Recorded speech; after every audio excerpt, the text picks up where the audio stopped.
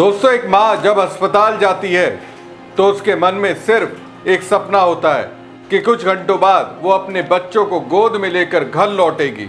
वो सोचती है कि अब उसकी जिंदगी बदल जाएगी, घर में किलकारियाँ गूंजेगी, परिवार खुश होगा और वो अपने बच्चे के साथ नई शुरुआत करेगी। लेकिन सोचिए, अगर उसी अस्पताल से लौटते समय उसे पता चले कि उसकी दोनों किडनियाँ खराब हो चुकी हैं, अब हर 2-3 दिन में डायलिसिस करवाना पड़ेगा और ये भी नहीं पता कि वो कभी पहले जैसी जिंदगी जी पाएगी या नहीं, तो उस माँ पर क्या बीतेगी। नमस्कार दोस्तों, मैं हूं प्रवीण सानी।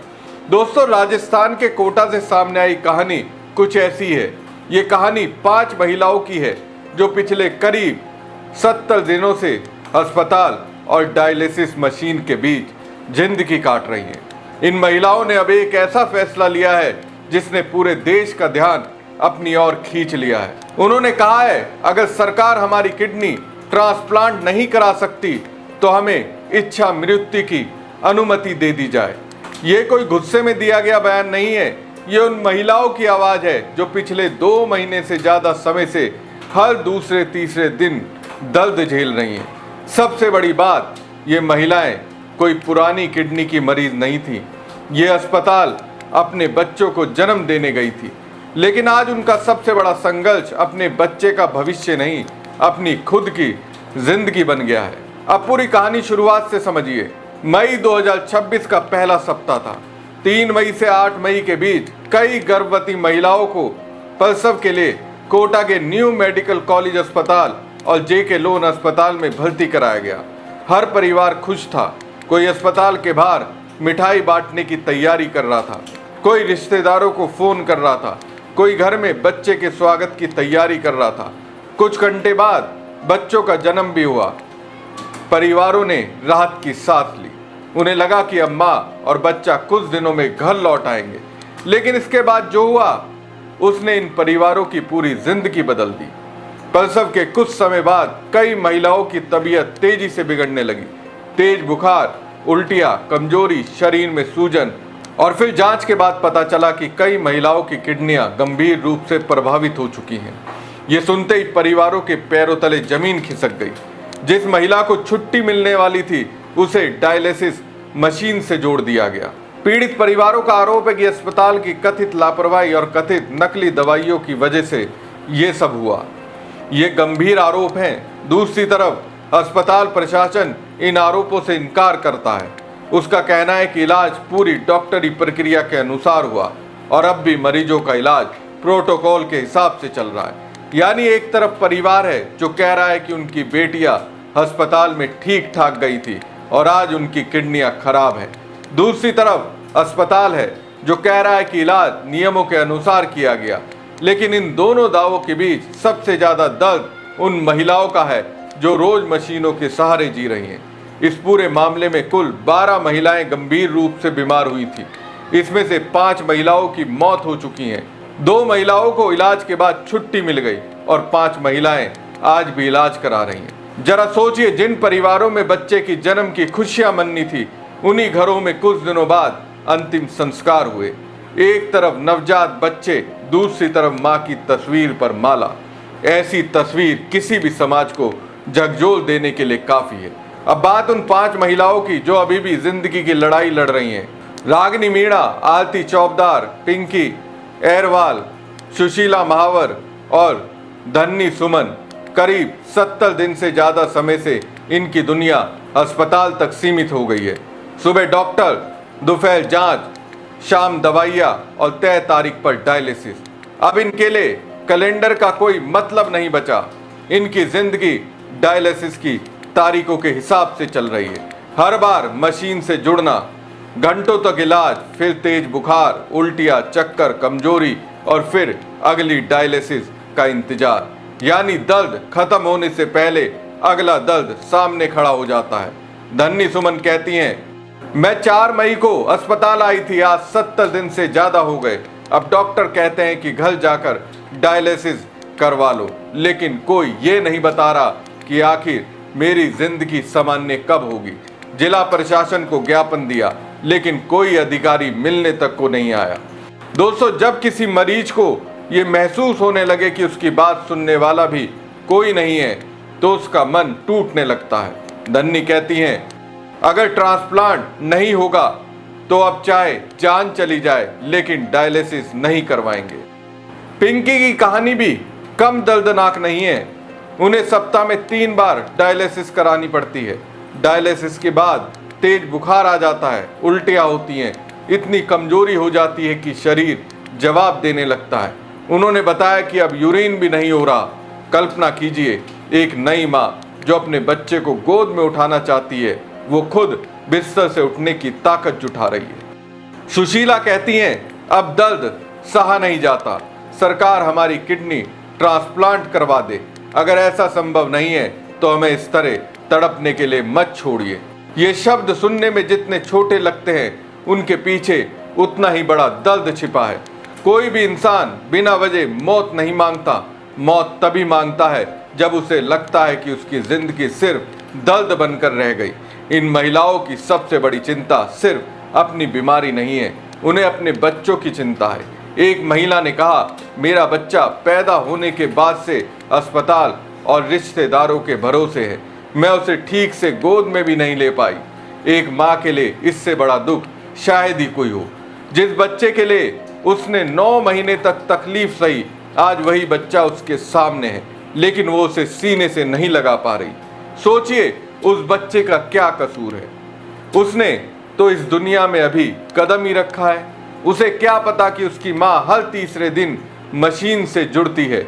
उसे क्या पता कि उसकी माँ दर्द में भी मुस्कुराने की कोशिश करती है।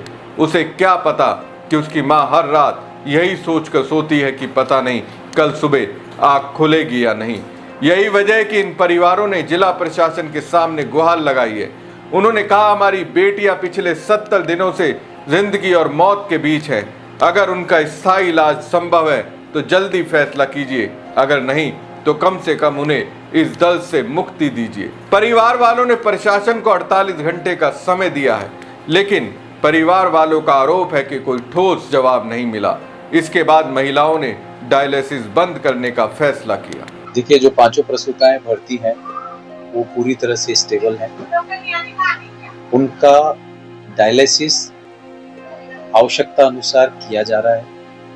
वो कब तक करना पड़ेगा ये कहना एक चिकित्सक के लिए संभव नहीं है। जब तक किडनी उनकी पूरी तरह से रिकवर नहीं हो जाती है, तब तक हमारे को किडनी को सपोर्ट करने के लिए डायलिसिस करना आवश्यक है। जहां तक उनके भर्ती रहने का सवाल है, तो 5 प्रसूताओं के यदि हम कहें तो भर्ती की एज सच कोई आवश्यकता नहीं है, क्योंकि इस तरह के डायलिसिस हम जो सीकेडी पेशेंट होते हैं, जो ईएसआरडी होते हैं, जिनको मेंटेनेंस डायलिसिस लगता है, 80 डायलिसिस पर डे हम करते हैं। और वो 80 डायलिसिस वाले जो मरीज होते हैं वो हर 3 दिन में हमारे पास में आते हैं। उन 80 डायलिसिस वाले मरीजों को हम भर्ती नहीं रखते, वो सीधा घर से आते हैं और डायलिसिस करा करके घर वापस जाते हैं। प्रसूताओं के यहाँ भर्ती रहने की जिद है, हमें कोई आपत्ति नहीं है, हमने उनको भर्ती रखा हुआ है। डायलिसिस उनके लिए आवश्यक है जब तक कि किडनी पूरी तरह से रिकवर नहीं हो जाती। यदि उनकी यह जिद है, मेरे पास में यद्यपि कोई कुछ भी चीज राइटिंग में नहीं आई है और नहीं मेरे को एचओडी नेफ्रोलॉजी ने भी अवगत कराया इस बारे में, आप लोगों के द्वारा मुझे जानकारी मिल रही है कि वो डायलिसिस नहीं कराना चाह रहे हैं। अगर वो डायलिसिस नहीं कराना चाहेंगे तो हमारे मतलब उनको बचाने के लिए हमें डायलिसिस करना ही पड़ेगा और हमारे को फिर जिला प्रशासन को इन्फॉर्म करके फर्दर कार्रवाई के लिए बोलना पड़ेगा। ट्रांसप्लांट की सर वो बात करें, इसमें कोई टेक्निकल क्या रहता है सर, एस्पेक्ट्स क्या रहते हैं? नहीं, अभी जो डेफिनेशन होती है, जो ईएसआरडी की जो डेफिनेशन है, उस डेफिनेशन के हिसाब से 3 से 6 महीने का हमारे को इंतजार करना आवश्यक है। किसी भी एक्यूट रीनल फेलियर का जो पेशेंट होता है, उसकी क्रोनिसिटी तब तक फाइनल नहीं की जा सकती है जब तक उसको 3 से 6 महीने का रीनल फेलियर न हो गया हो। तो अभी ट्रांसप्लांट के लिए हम उनको कहें, ये चीज भी संभव नहीं है। और वैसे भी इस बारे में ज्यादा बेहतर जो है वो एचओडी नेफ्रोलॉजी बताता है। अब अस्पताल प्रशासन का कहना है कि पांचों महिलाओं की हालत फिलहाल स्थिर है। उनके अनुसार अभी डायलिसिस जरूरी है। किडनी ट्रांसप्लांट पर तुरंत फैसला नहीं लिया जा सकता। डॉक्टरी नियमों के अनुसार 3 से 6 महीने तक इंतजार किया जाता है, क्योंकि कई मामलों में किडनी की कार्य क्षमता कुछ हद तक वापस आ सकती है। उन्होंने ये भी कहा कि इन महिलाओं को पिछले लगभग 20 दिनों से अस्पताल में भर्ती रहने की जरूरत नहीं है। वो चाहे तो घर से आकर भी डायलिसिस करवा सकती हैं। इलाज मुख्यमंत्री आयुष्मान योजना के तहत निःशुल्क चल रहा है। साथ ही उन्होंने कहा कि अगर महिलाएं डायलिसिस बंद करती हैं तो उनकी जान बचाने के लिए प्रशासन को सूचना दी जाएगी। लेकिन यही सबसे बड़ा सवाल पैदा होता है। इलाज मुफ्त होना अच्छी बात है, लेकिन क्या सिर्फ मुफ्त इलाज से मरीज का भरोसा वापस आ जाता है? जो परिवार पिछले 2 महीनों से अस्पताल के चक्कर लगा रहे हैं, उसे सिर्फ दवा नहीं, जवाब भी चाहिए। अगर परिवार अस्पताल पर गंभीर आरोप लगा रहा है, अगर किसी की गलती है तो कार्रवाई कब होगी? अगर गलती नहीं है तो फिर इतनी बड़ी घटना हुई कैसे? इन सवालों का जवाब मिलना जरूरी है, क्योंकि ये मामला सिर्फ 5 मरीजों का नहीं है। ये सरकारी स्वास्थ्य व्यवस्था पर जनता के भरोसे का भी सवाल है। दोस्तों, इस कहानी में सबसे दर्दनाक बात ये नहीं है कि 5 महिलाएं डायलिसिस पर हैं। सबसे दर्दनाक बात है कि वो सब माँ हैं जो अपने बच्चों के साथ नई जिंदगी शुरू करना चाहती थी। आज उन्हें ये कहना पड़ रहा है कि अगर इलाज का कोई स्थायी रास्ता नहीं है तो उन्हें इच्छा मृत्यु दे दी जाए। किसी भी लोकतंत्र में ये स्थिति चिंता पैदा करने वाली है।